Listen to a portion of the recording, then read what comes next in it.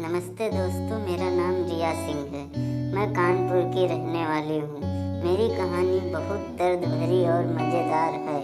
आज मैं अपनी कहानी आपके सामने प्रस्तुत करती हूँ। मेरी कहानी जानने से पहले थोड़ा अपने बारे में बता दूँ। मैं अभी 26 साल की हूँ। 5 साल पहले मेरी शादी कानपुर के एक गाँव में हो गई। मेरे पति का नाम अभिषेक है। वो अभी 25 साल के होंगे। उनके घर में मेरी सास, ससुर, एक ननद और मेरी जेठानी और उनके पति रहते थे। शादी से पहले मैं बहुत हार्ड और सेक्सी थी।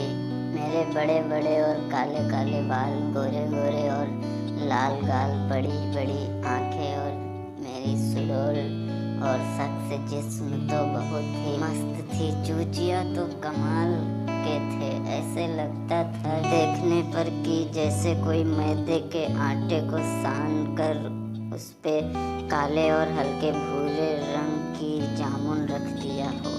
मेरी चूची बहुत ही गोरी और रुई की तरह मुलायम और साथ साथ सख्त और टाइट भी थी।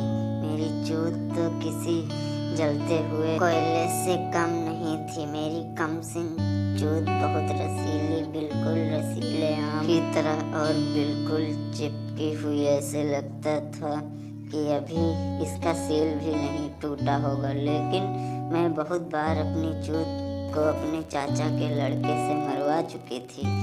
मेरी शादी के बाद मेरा पति लगातार मेरी जुदाई करके मेरी चूत को फैला दिया और एक ही साल बाद मेरा एक लड़का भी हो गया। लड़का होने के बाद हमारा खर्चा बढ़ने लगा और मेरे पति कुछ काम नहीं करते थे। वो दिन भर घर पर रहते और जब भी मन करता मेरी चूत को बजाते।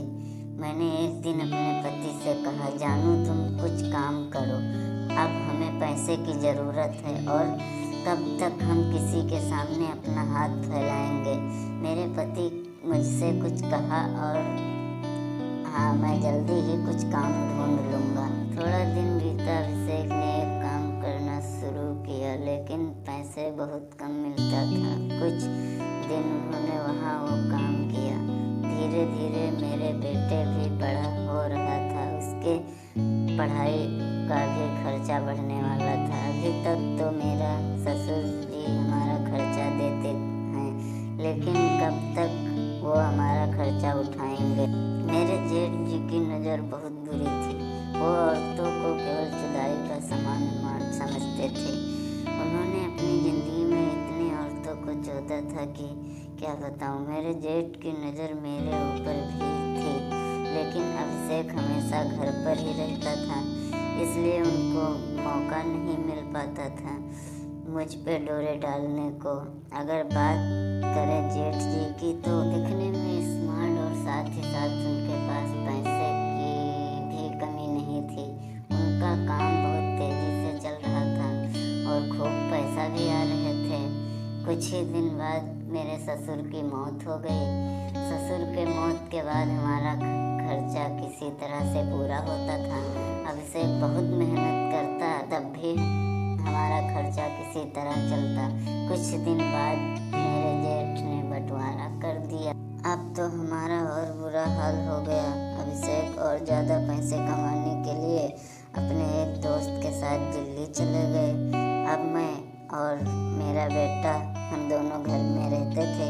अब मेरे जेठ को मौका मिल गया चांस मारने की और मैं भी चोदने के लिए तड़पने लगी। फिर एक दिन मेरे जेठ आए हाल चाल पूछने। मेरे बेटे की थोड़ा बुखार आया था और वह कमरे में सो रहा था और मैं दरवाजे के पास बैठी थी। जेठ बोले, क्या हाल हुआ? फिर मैंने कहा, मेरे बेटे को थोड़ा बुखार आया। फिर वो डॉक्टर को बुला कर लाया। डॉक्टर ने दवा दी और बोले, इसे आराम करने दो थोड़ा देर। वो सो गया और मैं दूसरे कमरे में गई झाड़ू लगाने। जेठ जी पीछे से आकर पकड़ लिए और फिर भी वही चाहती थी।